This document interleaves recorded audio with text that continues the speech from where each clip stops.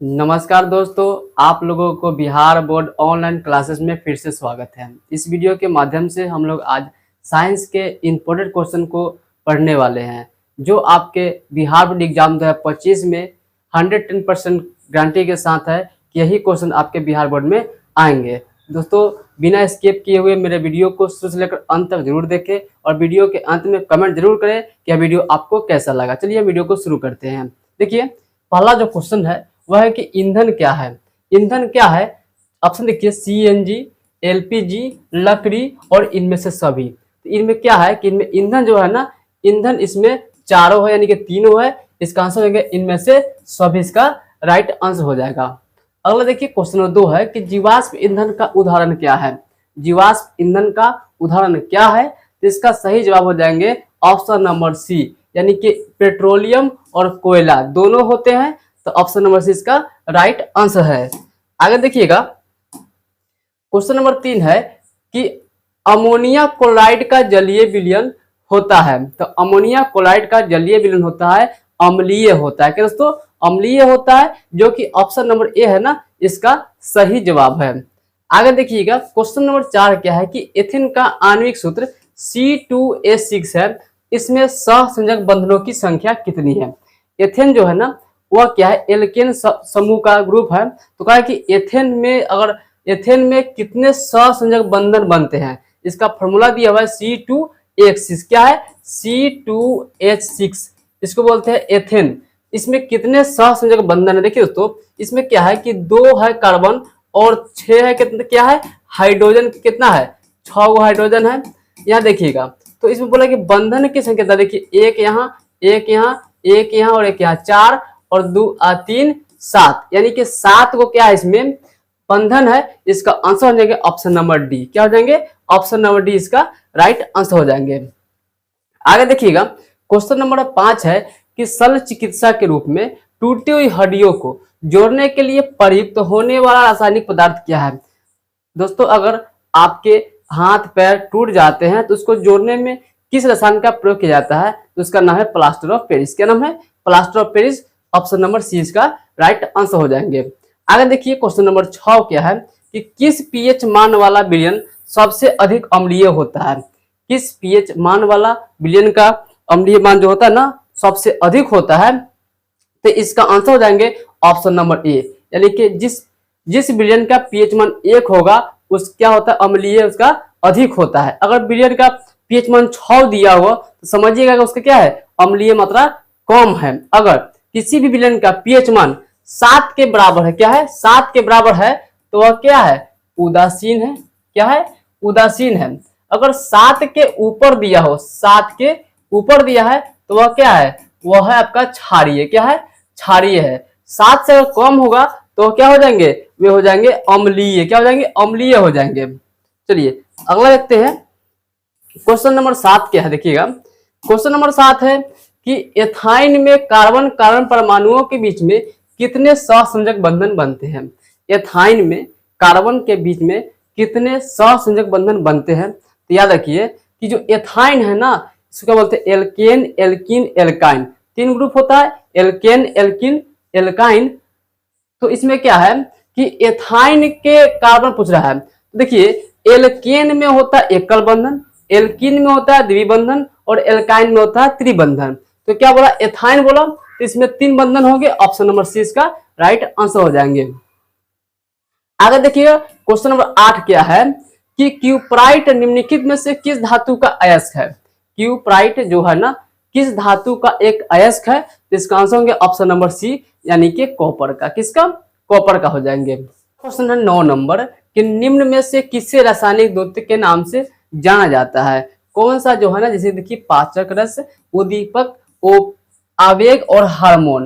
तो इनमें क्या है कि रासायनिक द्वैत के नाम से हम जानते हैं हार्मोन को। किसको जानते हैं? हार्मोन को। 9 का आंसर क्या हो जाएंगे? डी हो जाएंगे। अगला देखिएगा, क्वेश्चन नंबर 10 है कि पौधे के उत्सर्जी पदार्थ में से कौन सा है? पौधे के उत्सर्जी पदार्थ निम्न में से कौन सा है, यानी कि पौधा से कौन कौन चीज निकलता है? देखिए, रेजिन, गोंद, टैनिन, इनमें से सभी। तो इसका सही जवाब हो जाएंगे ऑप्शन नंबर डी, इनमें से सभी हो जाएंगे। अगला देखिए, क्वेश्चन नंबर 11 कि मानव हृदय में कोष्ठकों की संख्या कितनी होती है?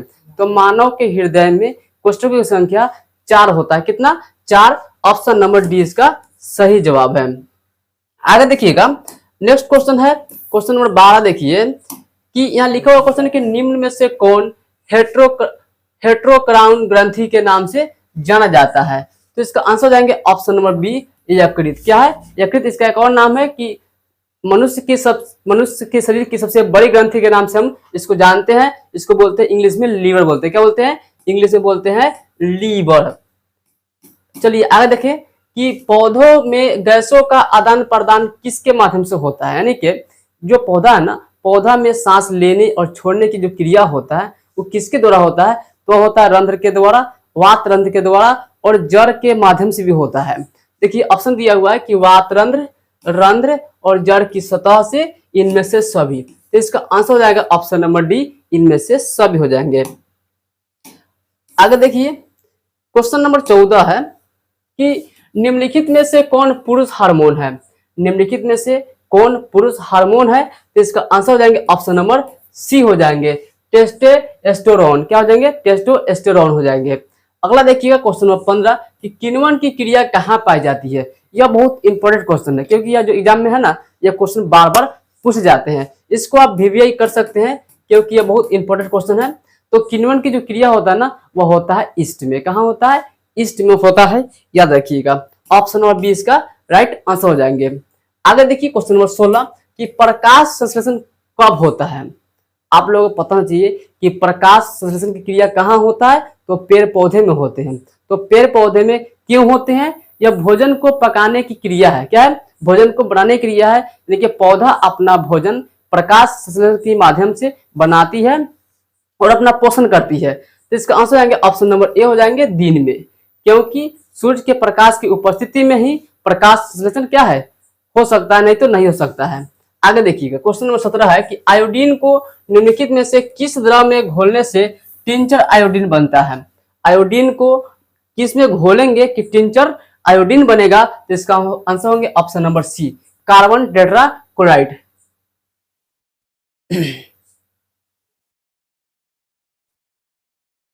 तो देखिए दोस्तों, इसका जो आंसर होंगे 17 नंबर के वे होंगे डी नंबर हो जाएंगे, एथिल अल्कोहल। क्या होंगे? एथिल अल्कोहल हो जाएंगे। आगे देखिएगा क्वेश्चन नंबर 18 है कि डालडा में उपस्थित वसा अम्ल किस प्रकृति का होता है? डालडा में उपस्थित वसा अम्ल किस प्रकृति का होता है? तो इसका आंसर होंगे ऑप्शन नंबर ए, संतृप्त होते हैं। क्या होते हैं? संतृप्त होते हैं। आगे देखिए अगला क्वेश्चन है कि प्रोपेनोन का क्रियाशील मूलक क्या है? प्रोपेनोन का क्रियाशील मूलक क्या है? तो इसका आंसर होंगे ऑप्शन नंबर सी हो जाएंगे, हो जाएंगे। अगर देखिएगा कि एथिलीन क्या है? एथिलीन जो है ना, उसको क्या बोलते हैं?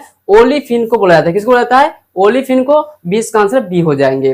अगला देखिएगा 21 नंबर कि निम्नलिखित में से कौन सा जीवाश्म ईंधन नहीं है? कह रहा है कि निम्नलिखित में से कौन सा जो है ना जीवाश्म ईंधन नहीं है?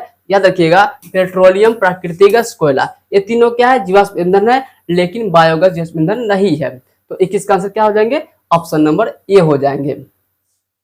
आगे देखिए क्वेश्चन नंबर 22 कि टिहरी बांध का निर्माण किस उद्देश्य से किया गया था?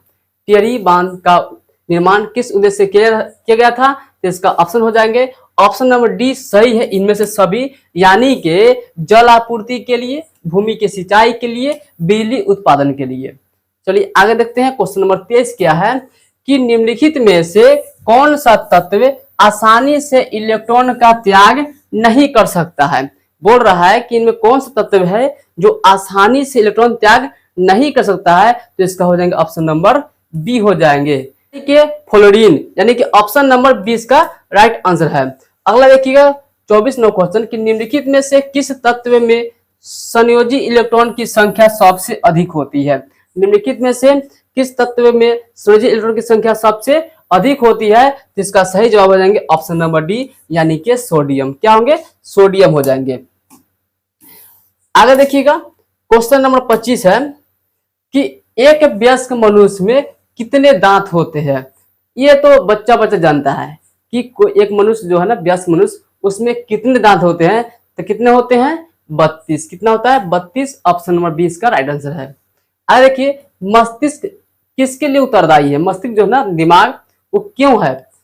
ऑप्शन देखिए कि हृदय के संवर्धन के लिए, शारीरिक संतुलन के लिए, सोचने के लिए और इनमें से सभी। तो इसका आंसर हो गया ऑप्शन नंबर डी हो जाएंगे, इनमें से सभी हो जाएंगे। अब देखिए ट्रैकिया किस जीव का श्वसन अंग है? ट्रैकिया है वो किस जीव का श्वसन अंग है? ऑप्शन देख लीजिए कि लिखा हुआ कि हाइड्रा, स्टारफिश, कॉकरोच और पाइला। तो इसका आंसर हो जाएंगे ऑप्शन नंबर सी यानी कि कॉकरोच। नेक्स्ट क्वेश्चन है शरीर में भोजन का पचना किस प्रकार की अभिक्रिया है? शरीर में भोजन का जो पचना होता है, शरीर में जो भोजन पचता है उसकी जो अभिक्रिया है उससे क्या बोलते हैं? उसको बोलते हैं उपचयन। क्या बोलते हैं? उपचयन बोलते हैं। दोस्तों बताइएगा कि हमारे शरीर में जो भोजन का पचना है वो कहाँ से स्टार्ट होता है? तो भोजन का पचना जो है ना वो मुख्य गुहा से स्टार्ट होता है और छोटी आंत में जाकर पूर्ण रूप से क्या होती है? पचती है। चलिए इसको याद रखिएगा क्योंकि एग्जाम में पूछा जा सकता है। अगला देखिएगा 29वां क्वेश्चन कि पूर्ण विकसित अंडाशय क्या कहलाता है? पूर्ण विकसित अंडाशय क्या कहलाता है? तो उसे बोलते हैं फल। क्या बोलते हैं? फल बोलते हैं। ऑप्शन नंबर सी इसका सही जवाब है। अगला देखिएगा कि एक स्त्री में कौन सा लिंग गुणसूत्र मिलते हैं? एक स्त्री में यानी कि महिला में कौन से गुणसूत्र पाए जाते हैं? तो इसमें होते हैं डबल एक्स। क्या होते हैं? डबल एक्स होता है। ऑप्शन नंबर 20 का राइट आंसर में याद रखिएगा। पुरुष में होता है एक्स और वाई। क्या होता है? एक्स और वाई गुणसूत्र पुरुष में पाए जाते हैं। लेकिन महिला में क्या होता है? महिला में होता है डबल एक्स। क्या होता है? Double x. याद रखिएगा अगर गुणसूत्र समान मिलेगा, समान यानी कि एक्स के एक साथ मिलेगा तो क्या होगा? लड़की जन्म लेती है। क्या लेती है? लड़की जन्म लेती है। लेकिन अगर गुणसूत्र भिन्न हो गए एक्स वाई के साथ तो क्या जन्म होगा? लड़का जन्म लेता है। चलिए आगे देखिए अगला क्वेश्चन है। नेक्स्ट है कि मृत जीवी का उदाहरण क्या है? मृत जीवी का उदाहरण क्या है? याद रखिएगा इसका आंसर होंगे ऑप्शन नंबर बी हो जाएंगे गोबर छत्ता। क्या हो जाएंगे? गोबर छत्ता। 32वां क्वेश्चन गाढ़ कोशिका की कौन सी भित्ति मोटी होती है? गाढ़ कोशिका की कौन सी भित्ति मोटी होती है? तो इसका आंसर होगा ऑप्शन नंबर ए भीतरी। क्या होंगे? भीतरी हो जाएंगे।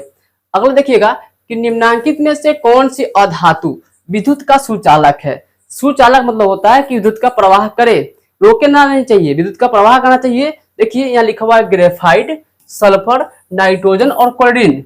देखिए विद्युत का जो सुचालक है ना वह क्या है? ग्रेफाइट है। क्या है? ग्रेफाइट जो है ना विद्युत का सुचालक है। देखिएगा क्वेश्चन नंबर 34 क्या है कि बैटरी अम्ल क्या है? तो बैटरी अम्ल क्या है? उसको बोलते हैं सांद्र H2SO4। क्या बोलते हैं? सांद्र H2SO4।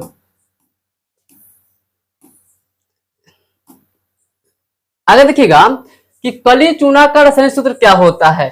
कली चूना का रासायनिक सूत्र क्या होता है? उसे बोलते हैं CaO। क्या बोलते हैं? CaO। इसको बोलते हैं कैल्शियम ऑक्साइड। क्या बोलते हैं? कैल्शियम ऑक्साइड बोलते हैं। अब देखिए कि आयोडीन युक्त नमक क्या है? आयोडीन युक्त नमक क्या है? उसमें किस चीज की मात्रा मिलाया जाता है? इसका आंसर हो जाएंगे ऑप्शन नंबर सी हो जाएंगे ए और बी दोनों। ए और बी दोनों क्योंकि NaCl में यानी कि साधारण नमक में Ki और KiO3 को मिलाकर आयोडीन युक्त नमक बनाया जाता है। आगे देखिएगा क्वेश्चन नंबर 37 है कि प्लास्टर ऑफ पेरिस का रासायनिक नाम क्या होता है? प्लास्टर ऑफ पेरिस का रासायनिक नाम होता है कैल्शियम सल्फेट अर्ध हाइड्रेट। क्या होता है? कैल्शियम सल्फेट अर्ध हाइड्रेट बोलते हैं। अगला देखिए कि लौंग तेल किस प्रकार का सूचक है? लौंग तेल जो है ना किस प्रकार का सूचक है? इसको आंसर हो जाएंगे ऑप्शन नंबर सी गंधीय। अगला देखिएगा घरेलू गैस यानी कि LPG, इसको बोलते हैं लिक्विड पेट्रोलियम गैस। क्या बोलते हैं? लिक्विड पेट्रोलियम गैस का प्रमुख अव्यय क्या है? तो इसका जो प्रमुख अव्यय है वह है ब्यूटेन। ऑप्शन नंबर बी इसके राइट आंसर हो जाएंगे। चलिए आगे देखते हैं अगला क्वेश्चन। देखिए अगला क्वेश्चन है कि C60 फ्लोरीन की आकृति निम्न में से किसकी जैसी होती है? C60 फ्लोरीन की आकृति निम्न में से किसकी जैसी होती है? तो होता है फुटबॉल के जैसा, यानी कि ऑप्शन नंबर बी हो जाएगा। अगला देखिएगा कि लेंस की आवर्धन का SI मात्रक क्या होता है? दोस्तों बताइएगा कि लेंस की आवर्धन का SI मात्रक क्या होता है? तो लेंस की आवर्धन का जो मात्रक होता है मात्रक होबे नहीं करता है। इसका ऑप्शन नंबर सी हो जाएंगे। अगला देखिएगा किसी अंतरिक्ष यात्री को आकाश कैसा दिखाई देता है? ये जो क्वेश्चन है बहुत ही VVI क्वेश्चन है, यानी कि इंपॉर्टेंट एग्जाम में हर साल पूछे जाने वाले प्रश्न में से सबसे अलग क्वेश्चन है। यानी कि अंतरिक्ष यात्री को आकाश कैसा दिखाई देता है? तो दिखाई देता है काला। क्या दिखाई देता है? काला। 42 का आंसर बी हो जाएंगे। अगला देखिएगा कि गोलीय दर्पण के परावर्तक पृष्ठ की वृत्ताकार सीमा रेखा का व्यास क्या कहलाता है? गोलीय दर्पण की परावर्तक पृष्ठ की वृत्ताकार सीमा रेखा का व्यास क्या कहलाता है? तो वह कहलाता है गोलीय दर्पण का द्वारक। क्या कहलाता है? गोलीय दर्पण का द्वारक। 43 का आंसर सी हो जाएगा। अगला देखिएगा कि किस दर्पण में दूर की वस्तु का प्रतिबिंब सदैव सीधा बनता है? किस दर्पण में दूर की वस्तु का प्रतिबिंब हमेशा सीधा बनता है? तो याद रखिएगा उसका आंसर है ऑप्शन नंबर डी, या तो समतल या तो उत्तल, दोनों में बनता है। आगे देखिए कि अगला क्वेश्चन क्या है। अगला क्वेश्चन है कि अवतल दर्पण की फोकस दूरी होती है, अवतल दर्पण की फोकस दूरी होती है ऋणात्मक। क्या होती है? ऋणात्मक होती है। किस दर्पण से हमेशा वस्तु का छोटा प्रतिबिंब प्राप्त होता है? किस दर्पण से वस्तु का हमेशा छोटा प्रतिबिंब प्राप्त होता है? तो इसका आंसर हो जाएगा ऑप्शन नंबर ए, यानी कि उत्तल दर्पण।